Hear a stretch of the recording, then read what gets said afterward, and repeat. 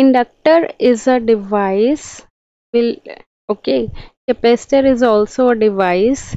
Inductor will show it like this, and inductor is denoted by L and capacitor is denoted by C. Inductor standard unit is Henry. Henry is denoted by H, and capacitor standard unit is farad, and it is denoted by F, right? And in this case, Henry, generally they'll give you inductor in millihenry, so you need to convert it into Henry. That is how much? 1 into 10 raised to power minus 3 Henry. Okay. For farad, they give you generally in microfarad, and you need to convert it. Do you know 1 microfarad is equal to how much farad? 1 into 10 raised to power minus 6 farad. What is the function for inductor? It opposes the change in flow of current. Okay, basically it won't allow the change. Like suppose from the long time, very long time, 10 ampere current is flowing in the inductor, then it have no issue, like inductor facing no issue, that it will simply allow the current to pass through it. But if suppose you are changing the current continuously, like earlier there was 10 ampere, then you suddenly increase to 100 ampere, then reduce to 50 ampere. Here at the input side current is continuously changing, right? So it won't allow the change in current so sudden. Clear? Like suppose you increase from 10 to 100 ampere, slowly and slowly it will increase 10 to 20, then 30, then 40, then goes up to 100. So basically inductor won't allow the change. Clear this thing? Now see what is capacitor. Capacitor, it stores amount of energy. Which energy it stores? It stores electrical energy. Inductor also stores energy, but it stores energy in the magnetic form, so we can say it stores magnetic energy. Okay, clear? So it stores electrical energy, it stores magnetic energy, and its capacitor is denoted like this: positive here and negative here. Basically we are having two kinds of plate. One is positive plate capacitor, another one is negative plate capacitor, right? Clear? Any doubt up to here?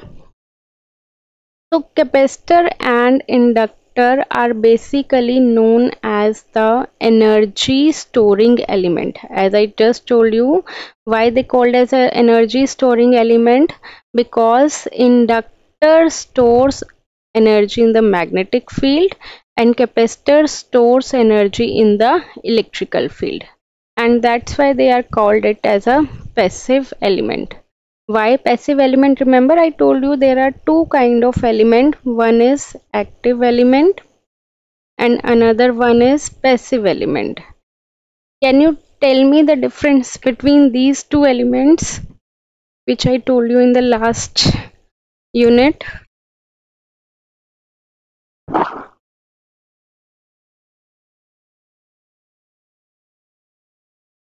Active element are those elements which supplies energy, right?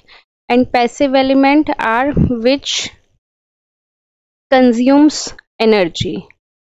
So they cannot generate energy, right? They can only store energy. That's why they called it as a passive element. Okay. And suppose if inductor is connected with the resistor, then in that case inductor can give its energy to the resistor. Okay, through resistor energy is discharging. Like suppose I gave you energy, like you eat 5 chapatis or rotis. Okay, you are getting energy from the food, then you discharge your energy by doing some work, right? Similarly, inductor can't consume energy, but it can provide energy to the resistor. Same is the case with capacitor. If we are giving energy to the inductor or capacitor, then that term is known as charging. Okay, as you eat food, you are getting charge. Similarly, inductor or capacitor, they are getting energy, means they are getting current, that means it is charging. Okay. Now next term is discharging, like you eat food and charge, and you do some hard work, then you discharge your energy, right?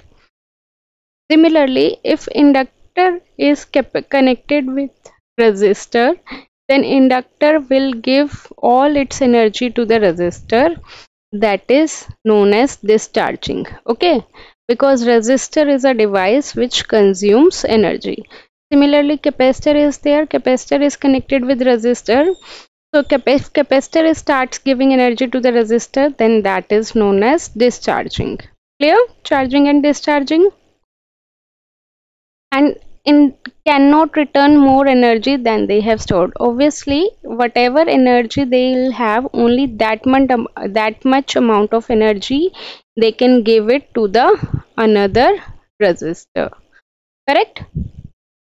Now more detail about the capacitor, about the symbol and how it looks like. Let's see. This is the capacitor, right? Capacitor, as I told you, the circuit symbol is like this, or you can draw a plain wire, or you can draw a wire like this. Clear? And it is having two plates, one is the above plate and one there is below plate. These two plates are known as the conducting plates because they can get charge. Okay, and in between these plate there is no medium, like it can be air. Okay, it can be, you can covered with any of the insulated material. Okay, like air is a dielectric medium, dielectric means insulating material, or wood, well, generally will use air. Okay, so generally they'll use air, mylar, polyester, mica or polypropylene. These are the dielectric material which we are using as a insulating material, right? As I told you, but maximum of the time we are using air.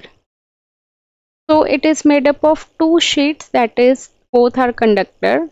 The plates being conductor will have a large number of free electrons, as it is of conducting material, mainly can be of copper, so it will have a large number of free electrons. Okay.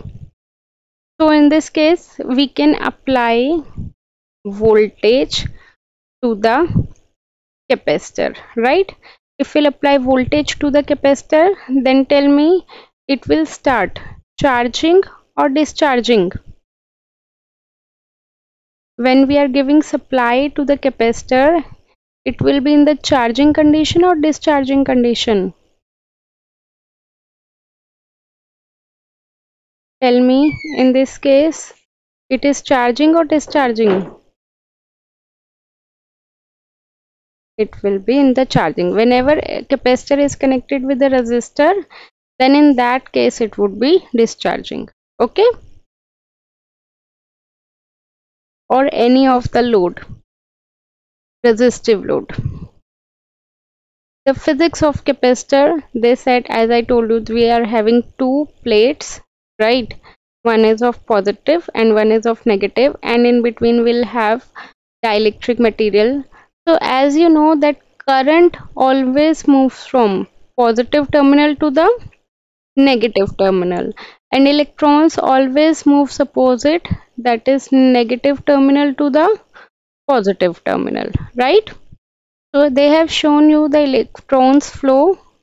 Electron flow is from negative to positive, and current flow is from positive to negative, right? But what happens in between? We are having dielectric material, right? So that means it won't be able to transfer it like this. Dielectric means dielectric material is just like a wood. Yeah, dielectric material is just like a air. That means it won't allow the current to pass through it, right? Now in this case, suppose electrons from upward from the bottle, suppose electrons from upward from the bottle terminal, and electrons begin to collect on the lower plate, right? Electrons are trying to move, and electrons will collect on the lower plate. That's why they have shown it by a negative charge, correct? And if all the electrons are flowing towards the downward side, then that means what will be left on the upper plate? Holes. And holes are of which charge? Positive charge. So that's why all positive charges are there, and in the downward all electrons move, so it will be negative. Clear? So the charges on the plate have equal magnitude. Okay, it's not like that. It will have a equal magnitude, and some amount of voltage will appear across the capacitor. Okay. Now next is formula related to the capacitor. What kind of formula we are using? That is related to the charge only. That is Q is equal to C into V, where Q is the charge, C is the capacitance, and V is the voltage. So we are having a capacitor. Q is what? Q is the amount of charge which develops in the capacitor, and capacitance is what? Amount of capacitance value. Okay, maybe 2 farad, 3 farad, and voltage is the how much voltage is generated across the capacitor. Okay, so we are having Q unit is charge, Q unit is coulomb,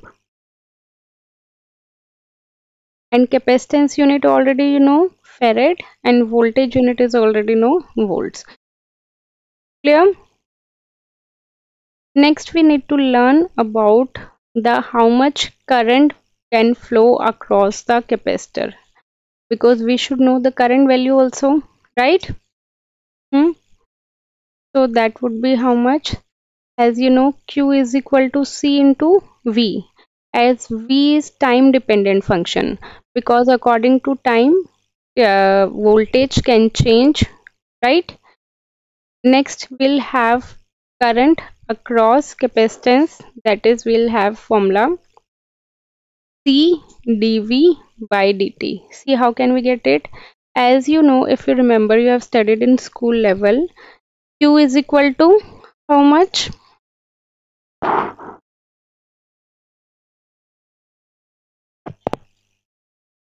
So I is equal to Q by T. But if there is change in current, then there will be change in charge as well. So I would be equal to dq by dt, right? So we can put C here, CV here. So I would be how much? D by dt of C into V of t. C is the constant. So I is equal to C dV by dt. So you need to remember two formulas. One is Q is equal to CV and I is equal to C dV by dt. Clear? Now next we need to get voltage equation from the that how much would be the voltage across capacitor, right? That would be, we can get it as we can get it from here also. We need to calculate voltage, right? So can we shift this C over here? Then it would be I by C is equal to dV of t by dt, correct? So if we want to remove this differentiation, then we need to integrate on both the side, right? We need to integrate on both the side with respect to dt, right? So C is constant. So can we write then 1 by C integral of I of dt is equal to V of t? Yes, because integration and differentiation would be cancelled with each other. Plus there is some initial amount of energy stored like a constant. Remember, whenever we'll do integration, we'll have some constant. So if I add the constant 1 by C integral of I of dt plus There is C constant, but we'll write it like V naught of t is equal to V of t. Clear? So what is this V naught of t? V naught of t is the initial energy stored in capacitor. Write down this formula.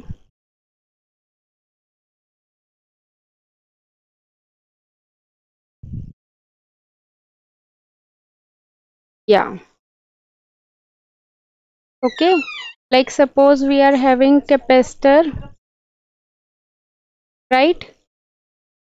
So initially maybe some amount of energy stored, that would be V naught of t, right?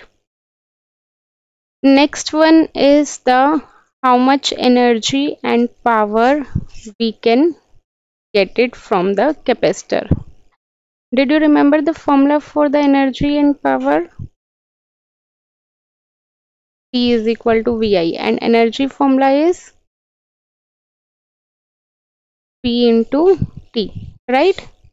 So P is equal to VI. We can write it down. P of T is equal to V of T, I of T, right?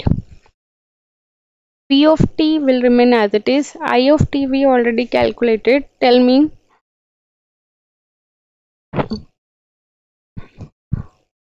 You tell me na, I of T what we have calculated across the capacitor.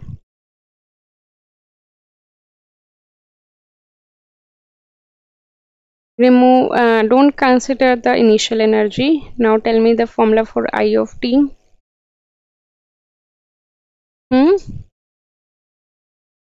And put the value for Q. I is equal to C dV over dt, right? So this is the power. If I put it in energy, energy is equal to P into T. So energy is equal to, energy they have denoted by W, so I'm also denoting by W only. Power is how much? V of T, C dV by dt, right? And then we need to integrate. Basically energy is power into time. So what we can do, energy would be equal to power, and we can limit from t naught to t, like energy we are getting from 0 to 2 seconds. So we'll do the integration up to 0 to 2 seconds. Okay. So it would be t naught to 2. If you'll solve it, then you will get half CV square.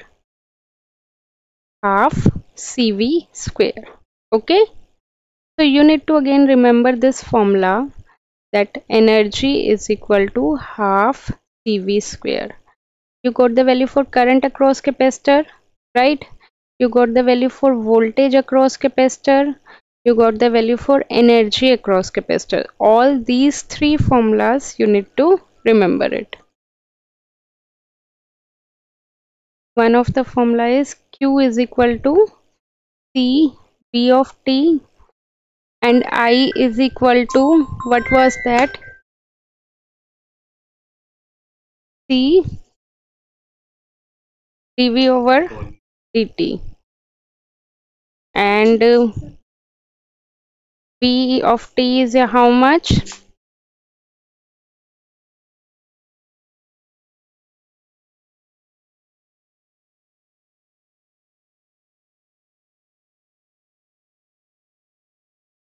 They don't give you the direct value for Vt, they gave you the value for Vt in form of graph, right? So at 2 seconds the voltage is 10 volt, correct? At 4 seconds the voltage is 10 volt, and at 5 seconds voltage drops to 0, and at 0 second voltage is also 0 second, right? So what does it mean that from 0 to 2, it is voltage is increasing, so it would be in charging condition or discharging condition? It is increasing, so charging, right? At 2 to 4, it is charging or discharging or nothing? Nothing. And 2 to 4 to 5 discharging. Okay, clear this thing? So as we know, we are having the formula Q is equal to CV. C is how much? 1 microfarad. 1 microfarad means 1 into 10 raised to power minus 6 of Vt, right? And I is equal to how much? C dV by dt. C is this one and this one, right? So one by one we substitute the value. Easy? Okay. So as you can see, if it's increasing, it is charging. Then starts discharging, and if it is decreasing, then discharging. Got it? Now see next. Now they have given in the form of sinusoidal current, right? In the sinusoidal current, IT is how much? 0.5 sine 10 raised to power 40 they have given, and capacitor value also they have given, and they have given current in form of sinusoidal, that it vary from, like, you know, no, sinusoidal supply, positive negative and positive negative. So positive one, then negative one, this is, they have given you the time, pi into 10 raised to power minus 4 and 2 pi into 10 raised to power minus 4, right? So now you already know the formula for QT and CV. So they just, you need to just put down the values, like QT by C. C is how much? That is 0.1 microfarad. So 0.1 microfarad means 0.1 into 10 raised to power minus 6. So it will become QT means 1 by 10. 10 will be upward, so 10 raised to power 6 into 10 raised to power 1. It will become 10 raised to power 7. Okay. So they simply substitute the value and it shows, they have shown you the graph based on this. Actually, the main of the question they are getting from the book only. Clear?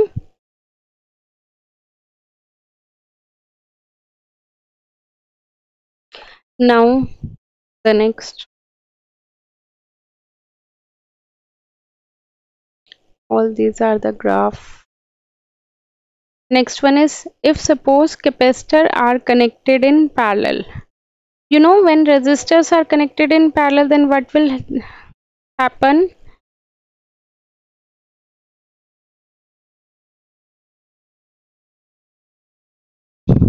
So capacitor and resistor, they both are opposite with each other.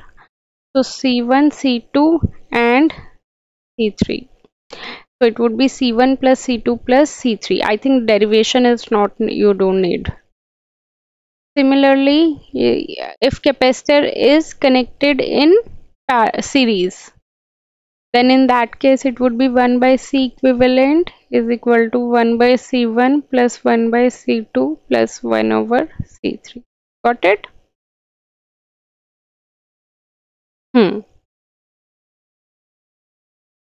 Now the next thing, various capacitor, that thoughts you don't need to do it. Next one is inductor.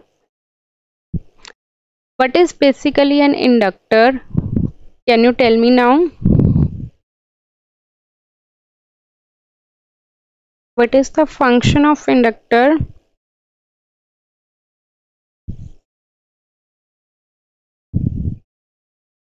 Inductor is basically a plain wire. When we wound the wire like this, okay, then that will technically known as inductor.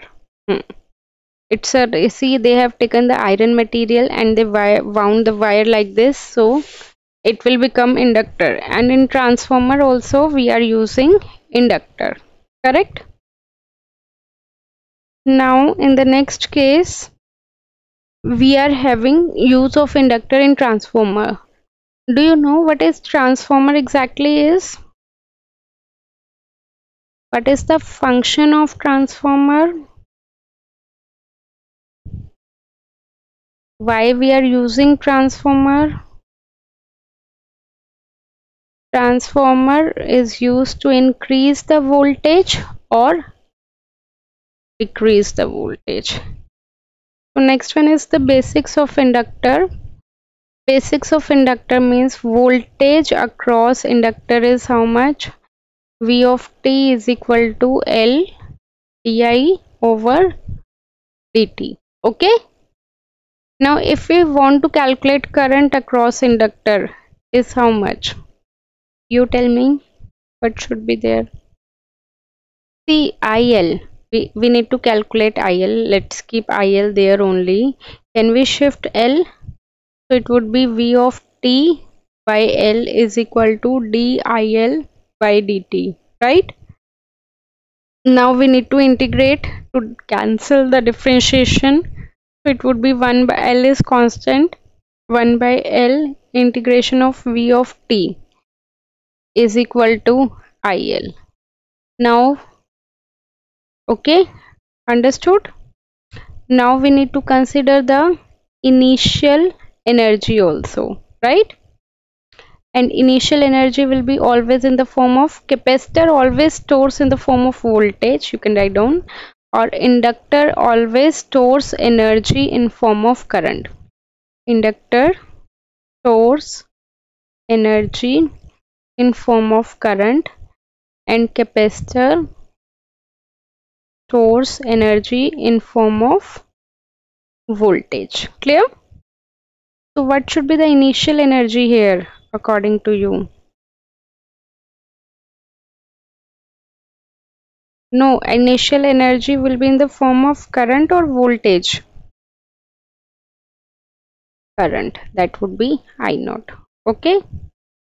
So I am writing the formulas over here only for the inductor. For inductor L, so we are having V is equal to L di by dt, right?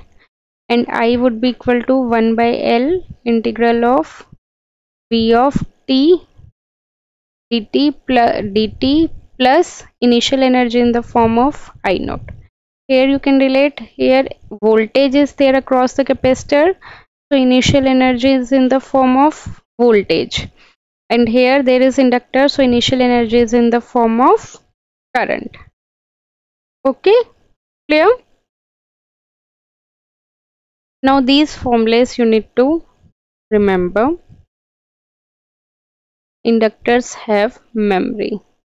Again we can calculate the energy for inductor. What is the formula for the energy in case of capacitor? Tell me. Half CV square, right? That you need to remember. And in inductor there is a formula half Li square. So I am writing down on the same page that energy is equal to half CV square for case of capacitor, and energy is equal to half Li square for the inductor, right? So I wrote it all the formulas in one page. Similarly, we'll have inductor, yeah, charging and discharging. If three inductors are connected in series, then simply add. It's just like the resistor, right? So L1 plus L2 plus L3. If three inductors are in parallel, then it would be 12 by L equivalent is equal to 1 by L1 plus 1 by L2 plus 1 by L3. Correct? Now, after this, they gave you the complete difference, or we can say summary of inductor and capacitor. Capacitor formula I is this one, energy is this one, V is this one, energy is this one. It will behave as an open circuit. Capacitor will always behave as a open circuit, and inductor will always behave as a short circuit. Okay, in both in elements both the elements are having memory. Can you tell me why capacitor will behave as an open circuit and why inductor will behave as a short circuit? Reason? See, you have to remember this thing also in inductor and capacitor. If the current from a very long time, the same current is flowing, inductor will behave as a plain wire, right? Because it opposes the change. Okay. And if from the very long time we are getting capacitor energy in the capacitor, then it is completely charged, and if it is completely charged, then he can't take further energy, right? So that's why it is need to be considered as a open circuit. Like you are full, you are eating and you are full, now you can't eat more, right? So you will behave like open circuit, that I can't eat more. Similarly, if capacitor energy is full, then it will behave as a open circuit. Understood? Okay. Now this one I told you that capacitor having symbol like this and this one.